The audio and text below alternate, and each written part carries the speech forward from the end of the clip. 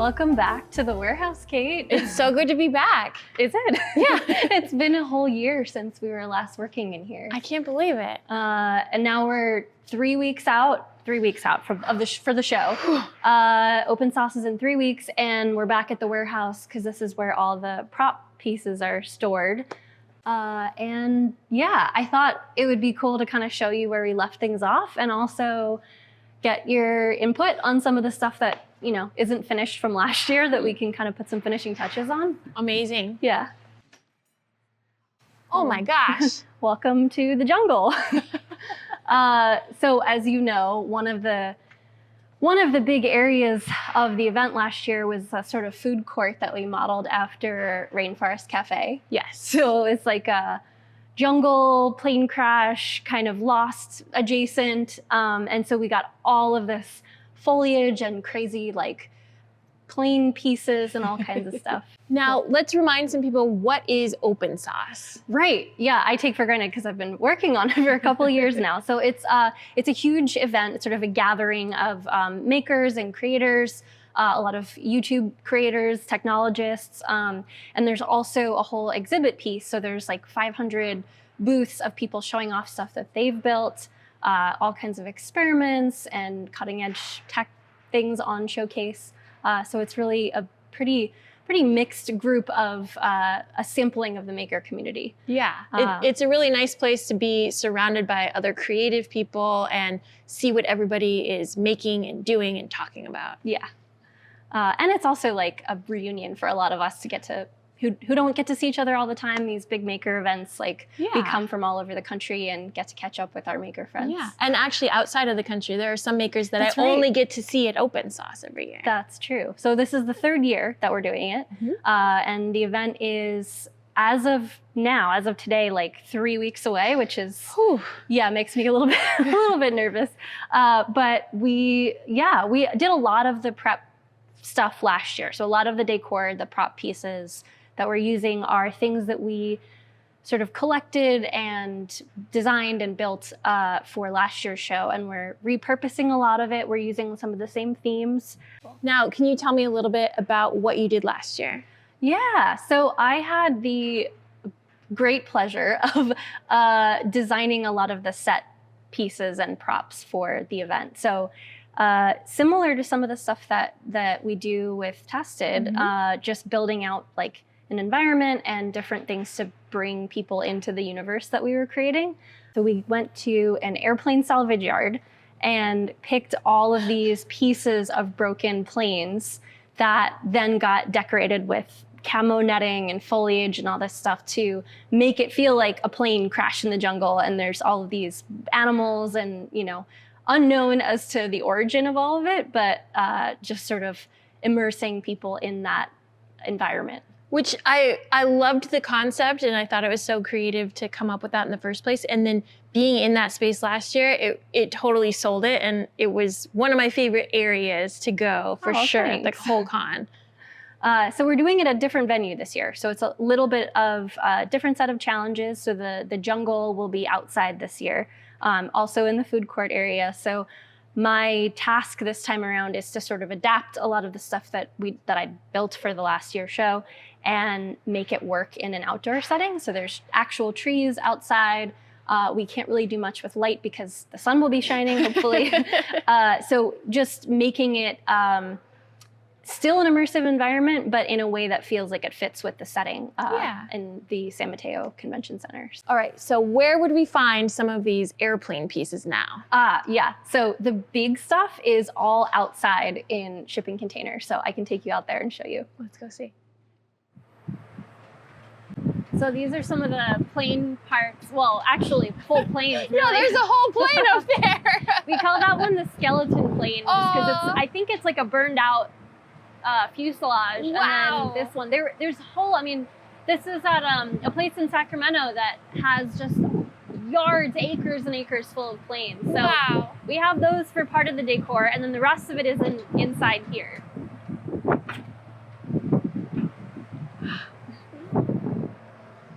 Wow. So you remember this from last year. I do. It's such a treat to open a shipping container and find something like this. It's so cool to like get back to a project that I haven't touched. And you've probably experienced that before. Like something's been in the vault and you get to go back and work on it a second time and make it better.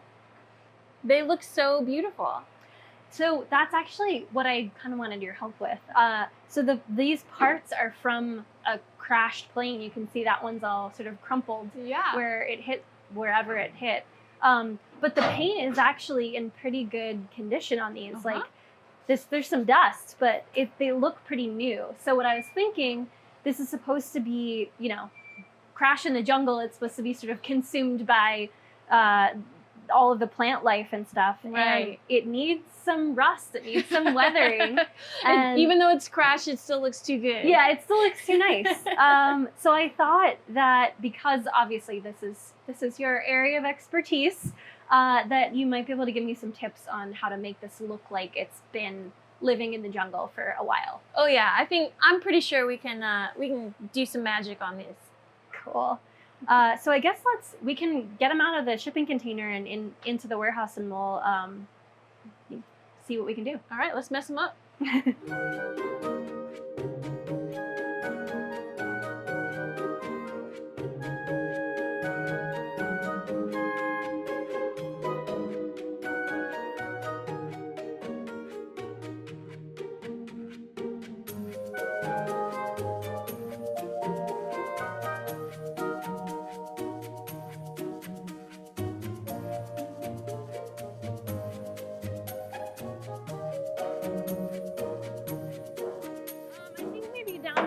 Kind of closer to where we were. Whew. Tuck it in right here. Yeah, this is exactly where it was last year. Yeah.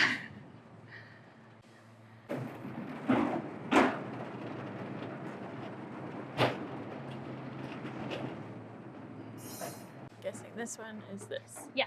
All right. So I kind of forgot that you showed me last year, and I definitely need a refresher. So the paint on this, despite being a crashed plane, is kind of pristine. Yeah. All of this stuff that's on here is stuff that we did last time. Yeah. To make it look weathered. We mixed up a little bit, and now we can't remember, was it house paint, was it acrylic paint, but we mixed up something. We did a bit of a wash, we did some cool drips, we rubbed things off, and we got just the bare minimum of some rust looking here. Yeah. I think, you tell me, that it could really use another layer. I was thinking we could start out with something like a black wash. We can spray everywhere we want to, even if it's just in a line pattern along the rivets. Go through, wipe it off as we do it so it just leaves a little bit behind. Then when we feel like we've really brought out the darkest tones in all of the detail spots, then we can go in and add more of the rest. Okay, so we'll go back on top of the black with that sienna color. Okay, yeah, that makes a lot of sense. And hopefully that'll pull out, because like right now the rivets get sort of lost, and there's the areas where the panels are seamed together. You can't even see them. And then like this section, we did all this faux rust on the cracked parts because it still looked great. Yeah, even the part that was actually smashed still looked too nice. So we sort of went in and pounced with the rust paint. So I'd love to do more of that. So you think start with the black and sort of hit all of it, and then we'll like dry brush it out, sort of? Or I think so. I would say like spray it down, and then pretty immediately go through with a rag and soak some stuff back up, feather out the edges so there's no like hard lines there. Okay. Then when we go through with the sienna, you have more places where you can leave more of the hard lines, you know, where you've got streaks and things. Got it. Okay. Oh, this is so fun.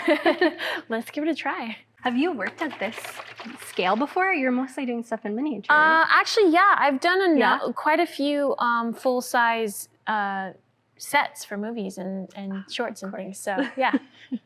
I knew you were the right person to ask. Yeah. Thank you. All right, so let's give it a try. maybe we'll probably be walking all around this wing as we do it, but Yeah. I'm just gonna give this a shake. This is just alcohol and black acrylic. Mm. All right, let's go down our first seam. Oh, wow. All right, and then you can come through here. You can push the paint around a little bit with the rag. So if you want it, say, to go more in certain cracks, if you like some of the splashes, you can leave some of the splashes. If you want it heavier, we can add more. But It's nice that it already has kind of a layer of dust and filth on it, Yeah. because that's getting into the paint and making it look more gross. yeah. Okay, so there's our first kind of line. Maybe I'll do this Okay. line coming across here. Sorry, the nozzle's not wanting to spray continuously, so. Yeah, it really brings out the sort of shadowing on the rivets. And it's also like, these are the places where it would naturally. Exactly, that's where it's gonna pool. Yeah.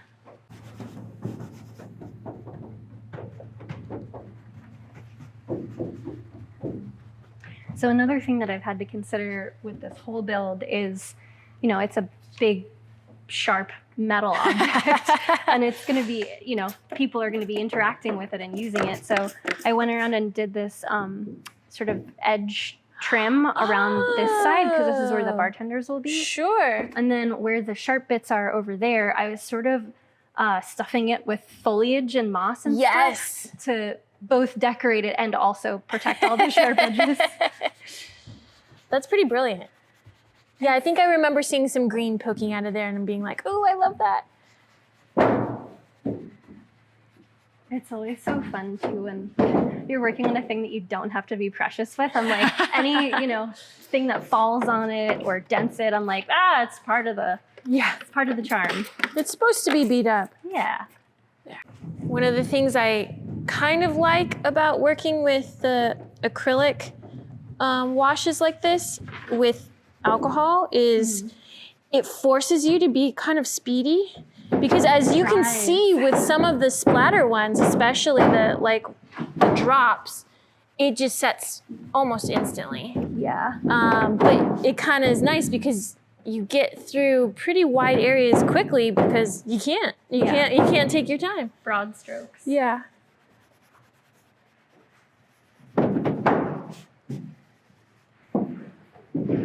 Do you feel like this is too much splatter? Should I? Well, here, we have to do this line right here. Okay. So let's see what And that it looks like re-wets. then.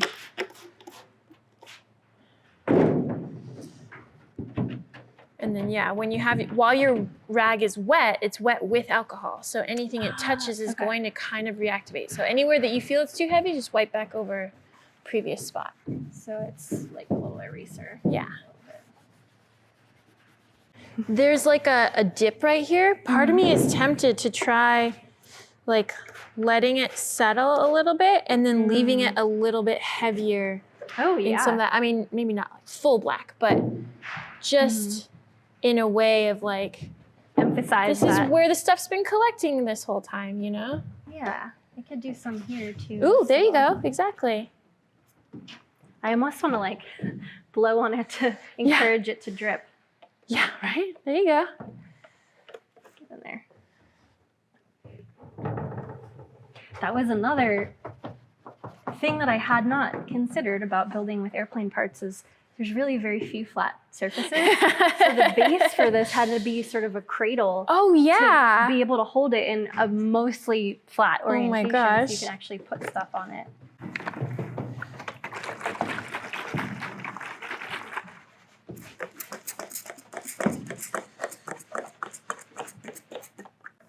So now, if you were doing this on a piece for a set, is there some sealing that you would do afterwards to make sure that stuff doesn't come off? That's like probably my kryptonite is I love getting an effect with all of the like various aging techniques I have, but I hate sealing it because in some ways, it can ruin the effect you've got. Like by the time you put a clear coat over it, it interacts with whatever the material was that you had used. And so I hate doing that. But yeah, if this is something that's going to be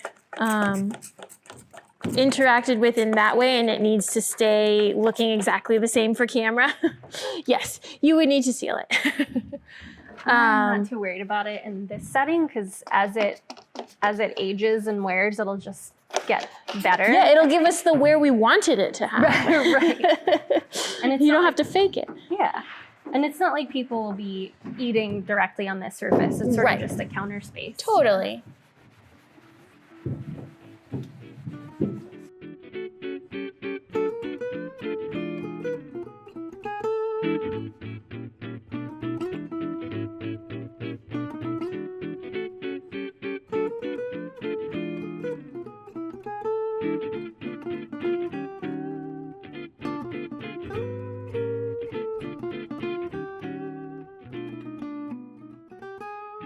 Okay, now that we have a good layer of black down underneath with the wash, I thought we could go through with our resting. It's pretty much like what we did last time. We're gonna be smushing in the sienna anywhere we want, roughing it up. We can remove some, we can add some of the alcohol to thin it out, to get some drips if we want to, but let's just play with it and make it look rusty and gross. The build itself was fascinating to see what the internal structure is inside of the wing. And I don't know if it's universal to kind of all aircraft, but there's, sort of a light aluminum skin on it, but the inside is this fin structure. So each section where there's rivets, there's a big metal fin that runs this way, and then there's also ones that go that way. And so the base is anchored through the bottom of the wing and connected to the cross pieces to actually support it, because the surface itself is too thin and pliable to support any weight. Right. The one thing I know about airplanes is actually about that internal structure, because on Batman, the Dark Knight Rises, we built a miniature airplane and they ripped the wings off. And so I had to build what is that called? Like the fuselage? The internal structure of it, so that when they ripped the wing off, you would see that fin. So it would look realistic. Yeah. I actually have that part at home. Oh, so cool. I really like how it kind of thins parts out. Like even if you wouldn't touch it after that, I just like the look of it. It thins some parts out. It brings out the detail in other areas. This just looks like dried blood. Now, is this something that you're gonna feel an amount of pride to, when you set this back up for the second time, but feeling like you got it farther than you did last year? Are you gonna stand back and admire it? Oh, yes, I fully plan to. It was nice to sort of unveil it last year, but I feel like I was so much in the chaos that I didn't totally get to appreciate it. Yeah. And I think because so much of the stuff is done already this year, I'm hoping. Yeah. There's still 3 weeks for me to go crazy, but I'm hoping that I'll be a little less overwhelmed this time. Yeah. Just enjoy. It's nice that all the core elements you already have, you just get to work on making it all look really nice together. I was thinking about this, you've seen me in most of my crazy project modes through pretty much the whole time we've known each other. Yeah. Whenever I'm working on some massive community build thing or public installation, whether with Adam or with open source, you've been there and seen sort of the state of chaos. I mean, I think that's what happens. We pretty quickly became fast friends, and then when you've got your core group of people, they're the ones that are going to see you and all the craziness. But another way to say that is I've gotten to witness all of your major triumphs, because the craziness leads to then like the finished thing, and like getting to see all the really awesome stuff that you build. And how incredible. Like, you came up with all these ideas in the first place. That one blows my mind. I mean, I don't know. I imagine it's the same with making movies. Like, when you're in that intense environment and working on stuff with a bunch of people, there's no way for you not to bond. Yes, trauma bonding is we're in the real. trenches together. But yeah, you've also been there to sort of celebrate these different builds and been part of a lot of them too. Yeah, well, that's been my greatest, benefit from all of them. Like, you find it a crazy thing. I think it's fun to get to work with my friends and to like get to see the finished product. But so now, would you go back with another? Like, I have some more like ochre colors, because I know rust has a couple of different tones in it. Would you go back with like other highlights or lowlights? So one of the things I always have to ask myself is, how much time do I have? How much does it matter? And, am I getting to just go crazy with what I want to do? Because yes, in my mind, there's a sort of 3-step process with aging where you go, you're dark, your medium, and then your light. And a lot of people don't think about the light when it comes to weathering and aging. You think that you need to darken everything, but really, like, lightening is a huge part of something looking older. So you might have different parts where it's been bleached out from the sun. You might have something that's calcified. That's a big one, the calcification. I think that really sells it.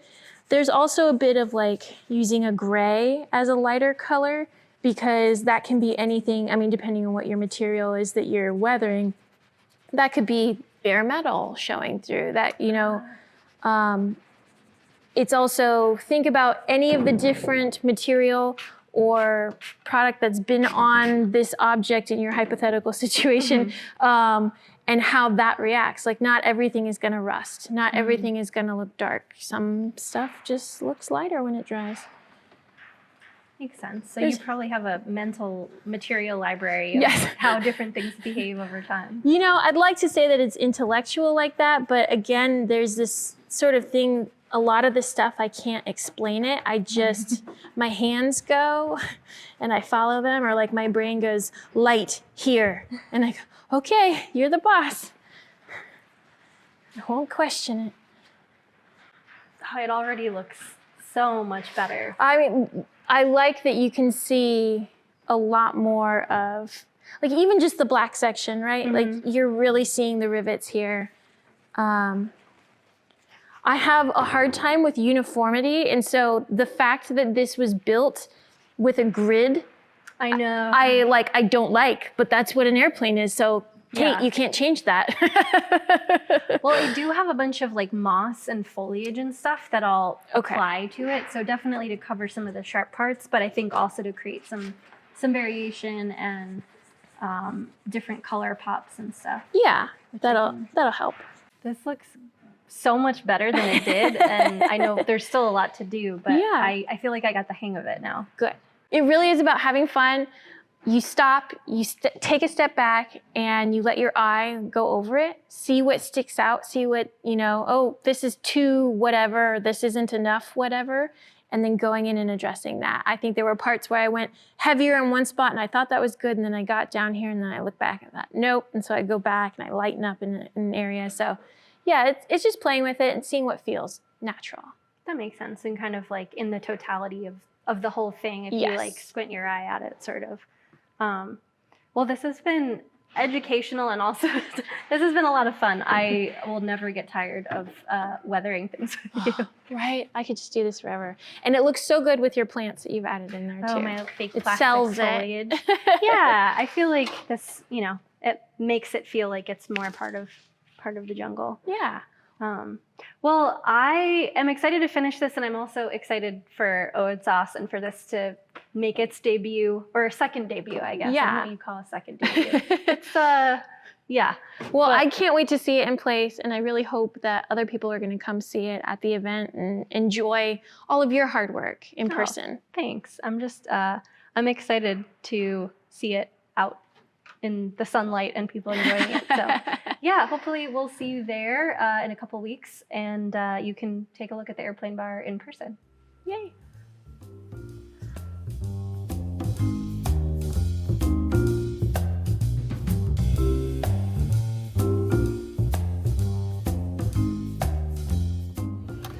I'm here on the grounds at Open Sauce. We are just putting the finishing touches on the damp jungle. This is going to be the food court for the event. You can see it all coming together behind me. Super exciting.